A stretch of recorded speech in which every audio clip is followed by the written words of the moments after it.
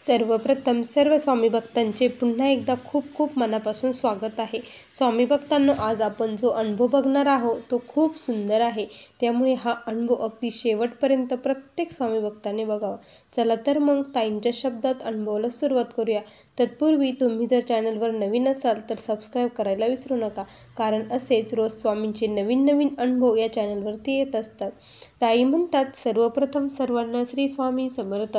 अनंत कोटी ब्रह्मांड नायक राजाधिराज योगीराज परब्रह्म भगवान श्री स्वामी समर्थ महाराज यांना त्रिवार वंदन. स्वामी भक्तांनो, आज मी माझ्या जीवनातील सर्व काही तुमच्यासोबत शेअर करणार आहे. मी स्वामी सेवेत कसे आले, स्वामींनी माझ्याकडून कशी सेवा करून घेतली आणि मला कसे संकटातून मुक्त केले हे तुम्हाला मी आज सांगणार आहे. स्वामी भक्तांनो, स्वामींच्या सेवेत येण्या अगोदर मी खूप दुःखाने ग्रासलेली होती. आयुष्यामध्ये प्रचंड अडचणी होत्या, प्रचंड दुःख होते. माझे मुलीचं लग्न जमत नव्हतं, मुलगा हा व्यसनी होता आणि घरामध्ये सतत भांडणं कटकटीत होती. आर्थिक परिस्थिती ही खूप हालाकीची होती आणि त्यामुळे मला काहीतरी करावं असं वाटत होतं. मी पण काहीतरी जॉब करावा, कुठंतरी जावं असं मला वाटायचं. पण मिस्टर मला घराच्या बाहेर कधीच निघून देत नव्हते. मग काय करावं? त्याच दरम्यान काय झालं ना, की मी समर्थ स्वामींच्या बैठकीला जात असायची. तिथे पण सांगायची, ते पण खूप छान असतं. पण तिथे असं म्हणतात ना, की म्हणजे केल्यानंतर असं लगेच डोळ्यासमोर येत नाही. तसं महाराजांचं नाव घेतल्यानंतर स्वामी महाराज लगेच त्यांचं वाक्य आपल्याला आठवतं, भिवू नकोस, मी तुझ्या पाठीशी आहे. स्वामी उभे राहतात. तसं तिथे मला असं कधी वाटत नव्हतं. त्यामध्येच काय झालं ना, की मला माझी एक मैत्रीण भेटली आणि ती म्हटले, की अगं, मी स्वामींच्या मठामध्ये जाते, तू कुठे जाते? तर असंच विचारता विचारता खूप दिवसांनी आमची भेट झाली होती. मग मी तिला म्हटलं, तू घरी ये ना. मग ती एक दिवस घरी आली आणि घरी आल्यानंतर ती मग मला स्वामींविषयी सांगू लागली, की स्वामींचं असं असतं. मला खूप सारे अनुभव स्वामींनी दिले आहे. माझ्या मिस्टरांना नोकरी फक्त स्वामी कृपेने लागली आहे. आमची नोकरी, मी तिथून माझ्या जी सासरी होती तिला खूप छळ होता, तिचा खूप सासुरवास होता. तिचे मिस्टर हे जॉब नसल्यामुळे घरीच शेती करत होते. पण तिने स्वामींची सेवा केली आणि स्वामींनी त्यांना खूप छान जॉब दिला. त्यामुळे ती तिथून त्यांच्यापासून लांब गेली आणि तिचं जीवन सुखी झालं असं ती मला सांगत होती. त्यावेळेस मनात कुठेतरी वाटलं, की आपण देखील स्वामी सेवा ही करायला पाहिजे. मग मी तिला म्हटलं, की अगं, कशी सेवा करतात, काय करतात, मला काहीच माहीत नाही, मला तू सांग.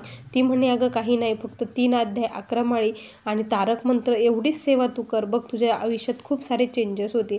मग मी स्वामींचा फोटो, माळ वगैरे आणली आणि तिच्यासोबत मी आरतीलाही स्वामींच्या मठामध्ये जाऊ लागली. तिथे गेल्यानंतर खूप छान मला वाटत असायचं. स्वामींकडे गेल्यानंतर मला खूप रडू यायचं. म्हणजे काय होत होतं मला नाही माहिती, माझं हृदय आपोआप भरून यायचं आणि आरती चालू असताना आपोआप मला रडू येत असायचं. ज्यावेळेस मग मी तिथे होते आणि तिथे गेल्यानंतर मग मी माझे प्रश्नोत्तर करायचं ठरवलं. तिथे दर गुरुवारी प्रश्नोत्तर ही सेवा असते.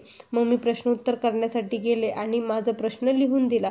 सर्व काही त्यांना सांगितलं. त्यावेळेस त्यांनी मला गुरुचरित्र पारायण आणि नवग्रह स्तोत्र वाचायला सांगितलं. तसेच गणपती बाप्पाची ही सेवा, मला संकटमोचन सेवा ही दिली. अशी सेवा मला दिल्यानंतर मग मी ती सेवा करू लागले. आता गुरुचरित्र पारायण करायचं होतं. याआधी मी कधीही केलं नव्हतं. खूप भीती वाटत होती, की होईल का माझ्याकडून, मी करेल का असं वाटत होतं. पण मग मी स्वामींना विनंती केली, की स्वामी तुम्हीच माझ्याकडून करून घ्या. स्वामींना श्रीफळ वगैरे ठेवलं आणि स्वामींना सांगितलं. त्यानंतर गुरुचरित्र पारायण मी सुरू केलं. गुरुचरित्र पारायण करताना मला असंख्य स्वामींनी खूप छान छान अनुभव दिले. म्हणजे माझं पारायण मी कंटिन्यू करायचं ठरवलं होतं आणि माझी जेव्हा MC येऊन गेली त्यानंतर मी लगेच पारायणाला बसली होती. पारायणाला बसल्यानंतर माझा पारायणाचा 3रा-4था दिवस असेल. त्या दिवशी काय झालं, मी वाचन करत होती. घरामध्ये कोणीही नव्हतं. त्यावेळेस काय झालं, अचानक जी सापसुरळी असती ना, ती आली आणि तिचा अर्धा भाग म्हणजे पूर्ण भगवा होता आणि पुढं ती आली. मी जिथे वाचत होती तिच्याकडे बघितल्यानंतर मला खूप भीतीही वाटली, कारण मला कुठल्याही चिकिडकाची, प्राण्याची खूप भीती वाटते. मी कधी सहन करत नाही. पण मी गुरुचरित्र वाचत होते. उठवू शकत नव्हते आणि ओरडूही शकत नव्हते, काही बोलूही शकत नव्हते आणि घरात म्हणजे विशेष म्हणजे कोणीच नव्हतं. त्यामुळे मी हल्ली नाही, डुलली नाही. भीती तर मनात खूप वाटली, दगदग होत होती. महाराजांचं नाव घेतलं आणि मी माझं वाचन सुरूच ठेवलं.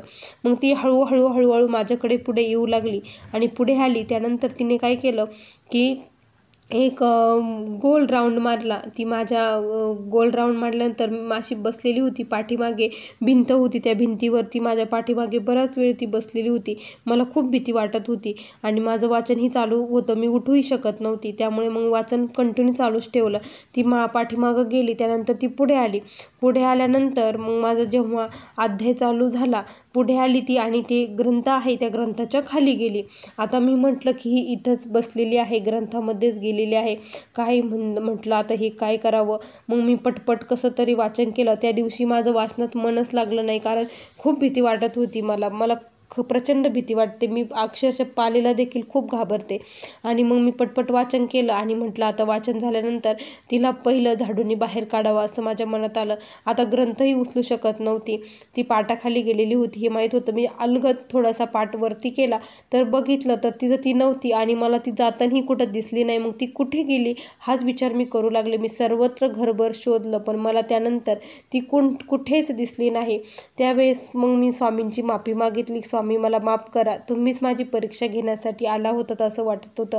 कारण असं स्वामींनी दाखवून दिलं की तिनं गोल राऊंड मारला आणि माझ्या मागे गेली.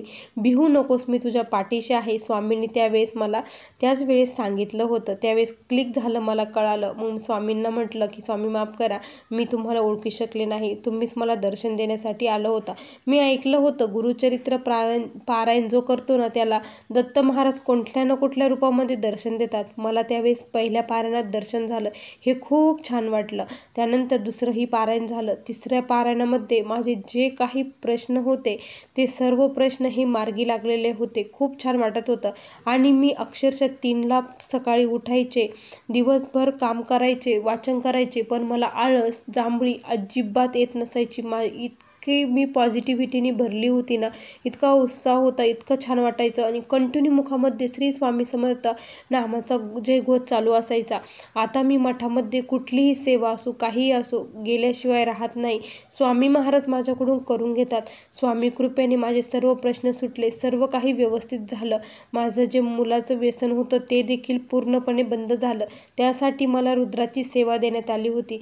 रुद्र अभिषेक करून त्याचं तीर्थ मी 41 दिवस माझ्या मुलाला कंटिन्यू दिलं आणि त्याचं जे व्यसन होतं ते गेलं. आता तो म्हणतो मला करूच वाटत नाही, माझं मन त्याच्यावरून पूर्णपणे गेलं आहे असं तो म्हणतो. आणि त्यावेळेस खूप छान मला वाटलं आणि त्यानंतर असंच खूप छान माझी प्रचिती मला स्वामींनी आत्तापर्यंत दिली.